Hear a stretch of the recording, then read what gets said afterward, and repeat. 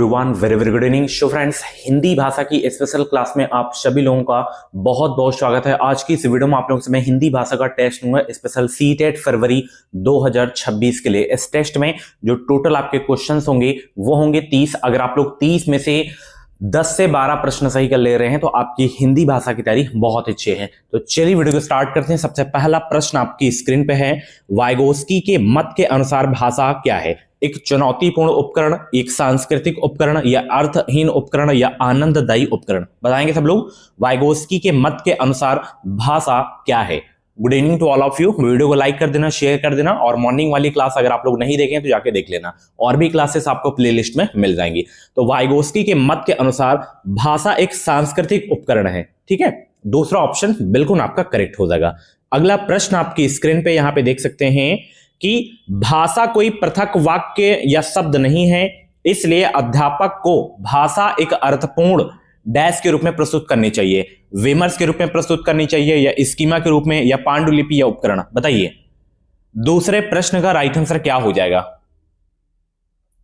भाषा कोई पृथक वाक्य या शब्द नहीं है, इसलिए अध्यापक को भाषा एक अर्थपूर्ण विमर्श के रूप में प्रस्तुत करनी चाहिए। ठीक है, तो यहां पे पहला ऑप्शन बिल्कुल आपका करेक्ट हो जाएगा। ठीक है, चलिए भाई अगला प्रश्न आपकी स्क्रीन पे है, 2.5 वर्ष का एक बालक अपनी माता को एक पुस्तक पढ़ते हुए देखता है। वह भी पुस्तक के पृष्ठ पलटता है और पुस्तक को उलटता पुलटता है और मुद्रित भाषा को पढ़ने का प्रयत्न करता है। इस बच्चे को किस श्रेणी में रखेंगे? प्रारंभिक, पाठक, लेखक, वक्ता, या अवलोकन करता? बताइए इसका करेक्ट आंसर क्या होगा। Good evening to all of you. चलिए सभी लोग जवाब देने का प्रयास करेंगे।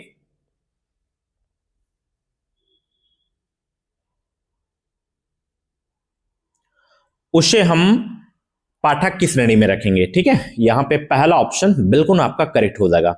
अगला प्रश्न आपकी स्क्रीन पे है, स्वानिम जागरूकता किसका ज्ञान है? बताइए, भाषा का, संगीत का, शब्द का, या ध्वनि का? बताएंगे सब लोग। स्वानिम जागरूकता किसका ज्ञान है? सभी लोग चौथे प्रश्न का जवाब देने का प्रयास करेंगे। स्वानिम जागरूकता किसका ज्ञान है? ये ध्वनि का है। ठीक है, चौथा ऑप्शन बिल्कुल आपका करेक्ट हो जाएगा। अगला प्रश्न आपकी स्क्रीन पे यहां पे देख सकते हो, एक बालक को यह समझ है कि किसी कागज पर मुद्रित या लिखित सामग्री अर्थपूर्ण शब्दों को प्रस्तुत करती है और ये शब्द बोली जाने वाली भाषा से संबंधित है। उसमें किसका विकास हो चुका है? मुद्रित या लिखित सामग्री की जागरूकता का, या प्रश्नों की जागरूकता का, या अर्थ की जागरूकता का, या स्वनिम जागरूकता का? बताएंगे इसका करेक्ट आंसर क्या होगा। एक बालक को यह समझ है कि किसी कागज पर मुद्रित या लिखित सामग्री अर्थपूर्ण शब्दों को प्रस्तुत करती है और ये शब्द बोली जाने वाली भाषा से संबंधित है। उसमें किसका विकास हो चुका है? उसमें जो है मुद्रित या लिखित सामग्री की जागरूकता का विकास हो चुका है। पहला ऑप्शन बिल्कुल आपका भाई करेक्ट हो जाएगा। ठीक है, चलिए अगला प्रश्न आपकी स्क्रीन पे यहां पे देख सकते हो, जब पाठकों से अपेक्षा की जाती है वे किसी पाठ्य सामग्री के प्रत्यक्ष या निष्कर्ष वाले अर्थ से आगे जाएं, यह किस पर आधारित होगा? पाठ्य सामग्री की पुनर्प्राप्ति व समझ, मूल्यांकन और प्रतिबिंबन, या अपने शब्दों में कहना और सारांशीकरण करना, या बारीकी और सरसरी तौर पर पठन? बताइए इसका करेक्ट आंसर क्या होगा।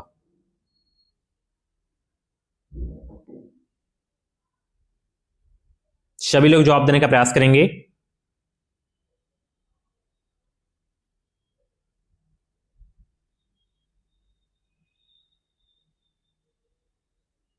तो यहां पे मूल्यांकन और प्रतिबिंबन हो जाएगा। ठीक है, दूसरा ऑप्शन बिल्कुल आपका करेक्ट हो जाएगा।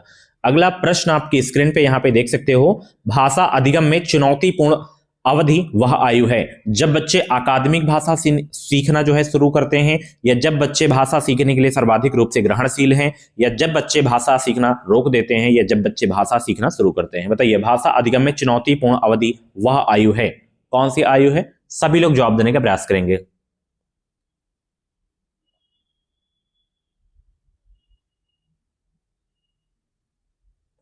भाषा अधिगम में चुनौतीपूर्ण अवधि वह आयु है जब बच्चे भाषा सीखने के लिए सर्वाधिक रूप से ग्रहणशील हैं। दूसरा ऑप्शन बिल्कुल आपका करेक्ट हो जाएगा। अगला प्रश्न आपकी स्क्रीन पे, एक अध्यापिका यह मानती है कि स्वयं की बनाई वर्तनी बच्चों की वर्तनी सीखने की क्षमता को धीमा कर देगी। आप जो है अध्यापिका के इस विचार से क्या सहमत हैं? आप अध्यापिका के इस विचार से असहमत हैं, या स्वयं की बनाई गई वर्तनी का भाषा अधिगम से कोई संबंध नहीं है, या रचनावादी उपागम के अनुसार बच्चे नई नई वर्तनियों की खोज कर सकते हैं? बताइए। एक अध्यापिका यह मानती है कि स्वयं की बनाई वर्तनी बच्चों की वर्तनी सीखने की क्षमता को धीमा कर देगी। क्या होगा इसका करेक्ट आंसर? बताइए सब लोग।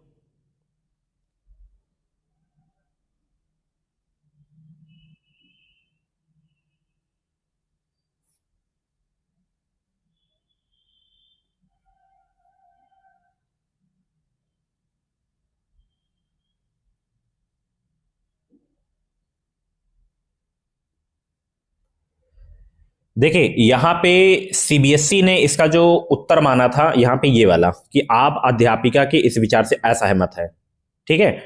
बट अगर क्वेश्चन के हिसाब से देखें, क्वेश्चन की व्याख्या के हिसाब से देखें तो पहला उत्तर सही होगा, बट हम सीबीएसई के हिसाब से चलेंगे तो यहाँ पे दूसरा ऑप्शन बिल्कुल करेक्ट हो जाएगा, क्योंकि वर्तनी का एक नियम होता है या स्वयं द्वारा नहीं बनाई जाती है, ठीक है, इसके लिए अधिगम करना पड़ता है। तो दूसरा ऑप्शन यहाँ पे आपका बिल्कुल करेक्ट हो जाएगा। अगला प्रश्न आपकी स्क्रीन पे है, प्राथमिक स्तर पर विद्यार्थियों के लिए पढ़ाई का माध्यम क्या होना चाहिए? मातृभाषा, हिंदी या अंग्रेजी या राज्य की भाषा? बहुत ही अच्छा प्रश्न है, सरल प्रश्न है, बताइए। प्राथमिक स्तर पर विद्यार्थियों के लिए पढ़ाई का माध्यम क्या होना चाहिए? मातृभाषा होना चाहिए। पहला ऑप्शन बिल्कुल आपका करेक्ट हो जाएगा। अगला प्रश्न आपकी स्क्रीन पे है, राष्ट्रीय शिक्षा नीति 2020 के अनुसार बच्चों द्वारा बोली जा रही भाषा और विद्यालय में पढ़ाई के माध्यम की भाषा में विद्यमान अंतर को क्या किया जाना चाहिए? अनदेखी करना चाहिए, बनाए रखना चाहिए, या बढ़ाना चाहिए, या पाटना चाहिए? क्या करना चाहिए बताइए। एनआईपी 2020 के अनुसार बच्चों द्वारा बोली जा रही भाषा और विद्यालय में पढ़ाई के माध्यम की भाषा में विद्यमान अंतर को क्या किया जाना चाहिए?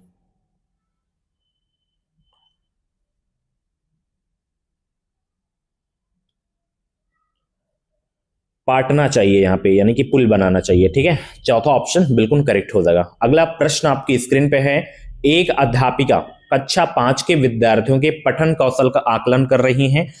कौन सा तरीका पठन के आकलन का सर्वाधिक उपयुक्त तरीका है? पढ़ी गई सामग्री के आधार पर श्रुतलेख, या पढ़ी गई सामग्री का अपने शब्दों में सारांशीकरण, या पाठ पढ़ने के बाद शब्द अर्थ लिखना, या पढ़े गए पाठ की थीम पर एक अनुच्छेद लिखना? बताइए करेक्ट आंसर क्या होगा। एक अध्यापिका कक्षा 5 के शिक्षार्थियों के पठन कौशल का आकलन कर रही हैं।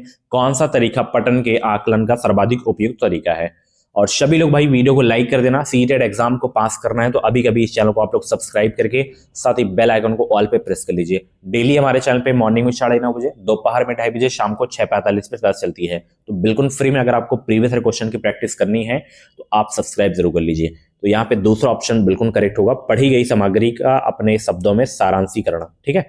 यही सबसे उपयुक्त तरीका है आकलन करने का, ठीक है। चलिए अगला प्रश्न यहाँ पे देख सकते हो भाई, बहुत ही अच्छा प्रश्न है कि विक्रम का जन्म मध्य प्रदेश में हुआ और इसके 6 वर्ष बाद उसके पिता का स्थानांतरण केरल में हो गया। वहां विक्रम को एक अंग्रेजी माध्यम के विद्यालय में प्रवेश दिलाया गया, किंतु कुछ ही महीनों में उसने मलयालम सीख ली। इस स्थिति में विक्रम ने अपने प्रवेश से मलयालम अर्जित की है, या विद्यालय से मलयालम सीखी है, या किसी अध्यापक से मलयालम सीखी है, या भाषा अध्यापक से मलयालम सीखी है? तो विक्रम जो है मलयालम कैसे सीखा है ये आपको बताना है। बताइए करेक्ट आंसर क्या होगा।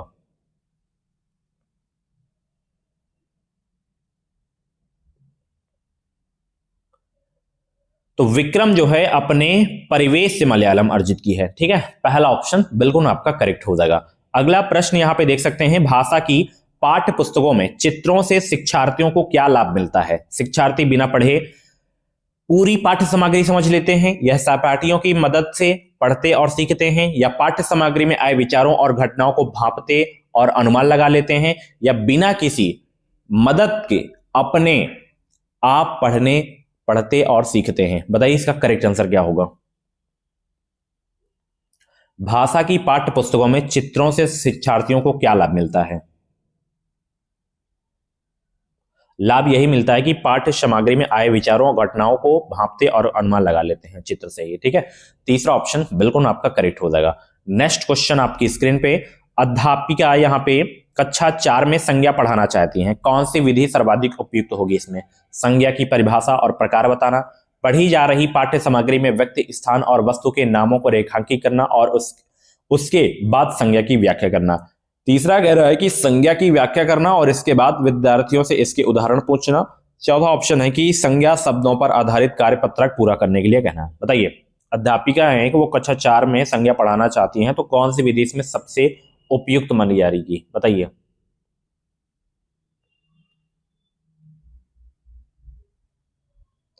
गुड इवनिंग सभी को भाई, वीडियो को लाइक कर दीजिए सब लोग, शेयर भी कर दीजिए। तो यहाँ पे दूसरा आपका जो है विधि ये सबसे उपयुक्त है कि पढ़ी जा रही पाठ्य सामग्री में व्यक्ति, स्थान और वस्तु के नामों को रेखांकित करना और उसके बाद संज्ञा की व्याख्या करना। दूसरा ऑप्शन बिल्कुल करेक्ट हो जाएगा।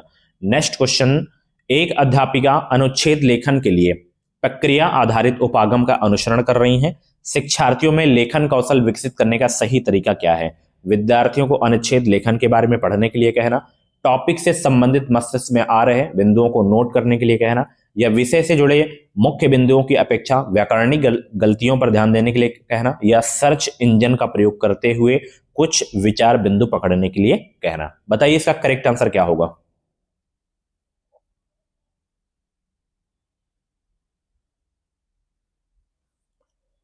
तो यहां पे पहला ही ऑप्शन करेक्ट होगा कि विद्यार्थियों को अनुच्छेद लेखन के बारे में पढ़ने के लिए कहना। यही आपका जो है शिक्षार्थियों में लेखन कौशल विकसित करने का सही तरीका है। ठीक है, पहला ऑप्शन बिल्कुल करेक्ट हो जाएगा। ये यहाँ पे आ गया है गद्यांश। पहला प्रश्न यहाँ पे पूछ रहा है कि गद्यांश के आधार पर बच्चों की कल्पनाशीलता में बाधक क्या है? बताइए, गद्यांश के आधार पर बच्चों की कल्पनाशीलता में बाधक है क्या? मैं यहाँ पे थोड़ा सा जूम कम किए दे रहा हूं और यहाँ पे आप गद्यांश देख सकते हैं और सभी लोग उत्तर देने का प्रयास करेंगे। गद्यांश के आधार पर बच्चों की कल्पनाशीलता में बाधक है क्या? सभी लोग जवाब देने का प्रयास करेंगे। इसका करेक्ट आंसर क्या हो जाएगा?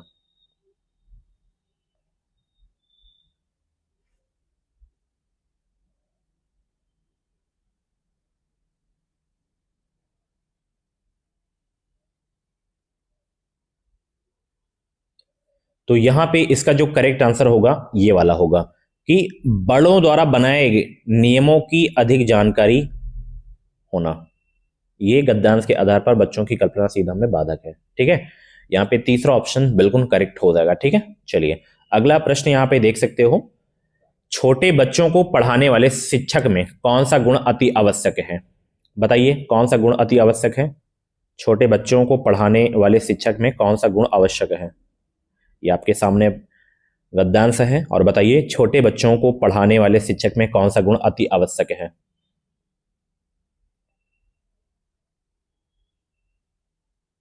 सभी लोग जवाब देने का प्रयास करेंगे। अगर आपको समय ज्यादा चाहिए तो आप जो है वीडियो को रोक भी सकते हैं।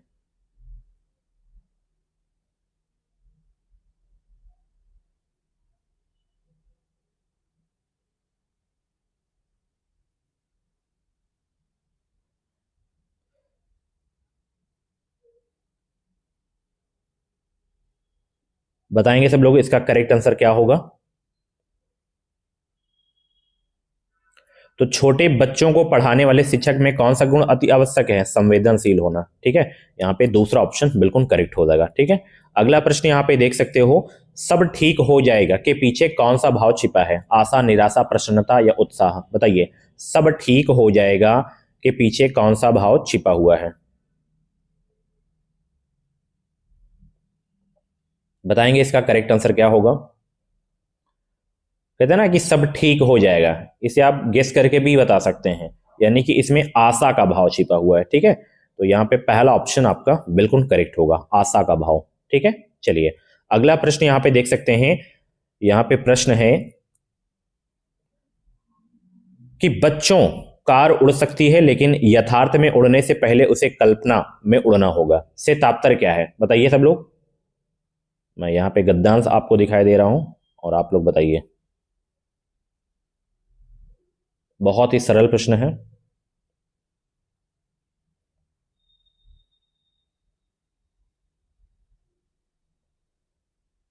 तो यहां पे पहला ही ऑप्शन करेक्ट होगा कि जब तक कल्पना नहीं करेंगे तब तक उसे पूरा करने का प्रयास नहीं होगा। ठीक है, पहला ऑप्शन बिल्कुल आपका करेक्ट हो जाएगा। अगला प्रश्न यहां पे देख सकते हैं, नैसर्गिक शब्द में प्रत्यय कौन सा है? बिना आप जो है गद्यांश देखे इस प्रश्न का उत्तर देंगे, ये व्याकरण है।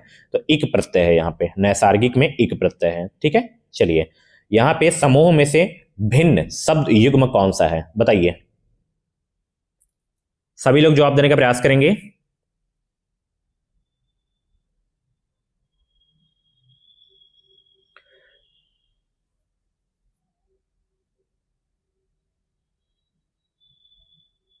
जैसे यहाँ पे अच्छा बुरा है तो एक दूसरे के विलोम है, चाहे अनचाहे एक दूसरे के विलोम है, दिन रात एक दूसरे के विलोम है। जैसे जैसे ये आपके जो हैं पुनरुक्त शब्द हैं। ठीक है, तो ये आपका इसमें अलग होगा, तीसरा वाला। ठीक है, चलिए अगला प्रश्न यहाँ पे देख सकते हैं कि बच्चों कार उड़ सकती है लेकिन यथार्थ में उड़ने से पहले उसे कल्पना में उड़ना होगा। तो यहाँ पे आपका जो है कल्पनाशीलता होगा। ठीक है, कल्पनाशीलता। ओके, चलिए अगला प्रश्न यहाँ पे देख सकते हैं, कल्पनाशीलता बच्चों का नैसर्गिक गुण है, वाक्य में रेखांकित शब्द के स्थान पर प्रयोग कर सकते हैं, प्रकृति, प्राकृतिक या प्राकृत या प्रसिद्ध। बताइए इसका करेक्ट आंसर क्या होगा।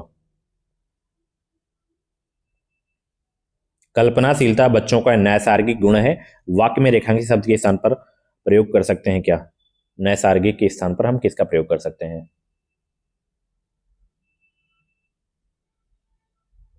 इसके स्थान पर हम प्राकृतिक का प्रयोग कर सकते हैं। ठीक है, नैसर्गिक के स्थान पर प्राकृतिक का। ठीक है, दूसरा ऑप्शन बिल्कुल आपका करेक्ट हो जाएगा। अगला प्रश्न है, गद्यांश के आधार पर कल्पनाशीलता को बचाना इसलिए जरूरी है ताकि हम एक बेहतर कलाकार बन सकें, या हम जीवन की चुनौतियों का सामना कर सकें, या हम बहुत प्रसिद्ध चित्रकार बन सकें, या हम यथार्थ से पलायन कर सकें। बताइए, गद्यांश के आधार पर कल्पनाशीलता को बचाना इसलिए जरूरी है ताकि क्या हो।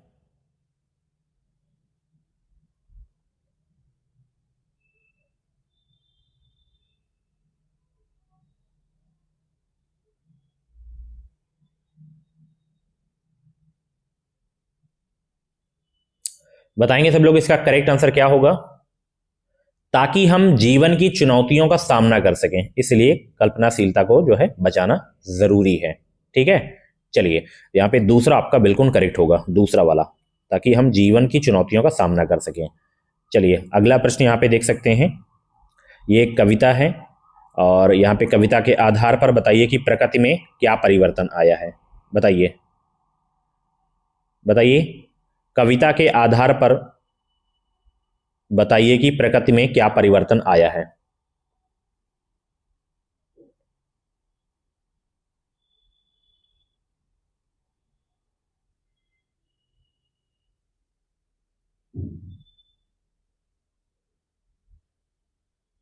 तो यहां पे आम पर बौर आ गई हैं, यहीं पे परिवर्तन दिख रहा है। ठीक है, पहला ऑप्शन बिल्कुल आपका करेक्ट हो जाएगा। अगला प्रश्न यहां पे देख सकते हैं, कविता में दल शब्द का अर्थ क्या है। दल शब्द का बहुत ही सरल प्रश्न है, बताइए दल शब्द का अर्थ क्या हो जाएगा।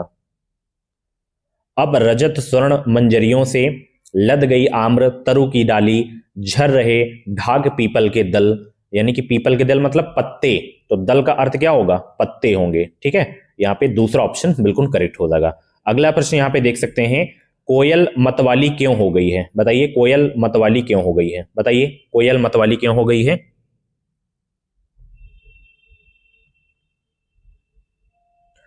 यहां कविता में जो है पीपल के जो सारे पत्ते थे वो झड़ चुके हैं, इस वजह से कोयल मतवाली होकर कूक रही है, बोल रही है। ठीक है, तो यहां पे तीसरा ऑप्शन बिल्कुल करेक्ट होगा, पीपल के दल झड़ चुके हैं। ठीक है, चलिए दल मतलब पत्ते। अगला प्रश्न, कटहल के पकने पर उसकी गंध तीखी लगती है या मीठी सी लगती है या विषाक्त या मधुर। बताइए।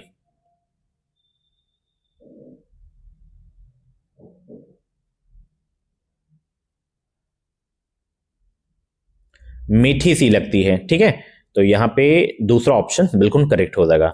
अगला प्रश्न आपकी स्क्रीन पे यहां पे देख सकते हो, दाड़िम का अर्थ क्या है। दाड़िम का बताइए, दाड़िम का अर्थ क्या होगा इसमें। दाड़िम का अर्थ क्या होगा भाई इसमें, बताइए। अनाज, अनार, नाशपाती या शकरकंद। दाड़िम का अर्थ क्या होगा।